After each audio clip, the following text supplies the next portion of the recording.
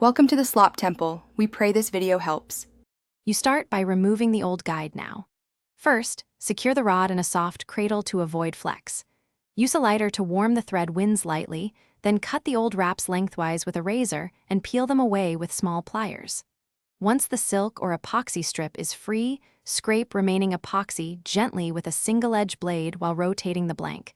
Be careful not to gouge. This exposes the foot channel so you can position the new guide accurately. You now install the new guide. Dry fit and align it to the tip and neighboring guides so the line plane is straight. Once satisfied, apply a thin bead of 2-part epoxy to the foot channel and place the guide, holding it steady.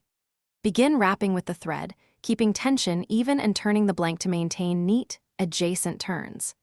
After 6 to 8 tight wraps, whip finish the thread or use a small dab of cyanoacrylate to secure before curing. This prevents shifting during finish application.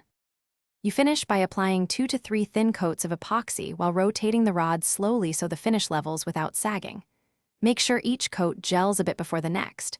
Full cure follows the epoxy instructions. If small bumps appear, sand lightly with 600-800 grit, clean, and touch up.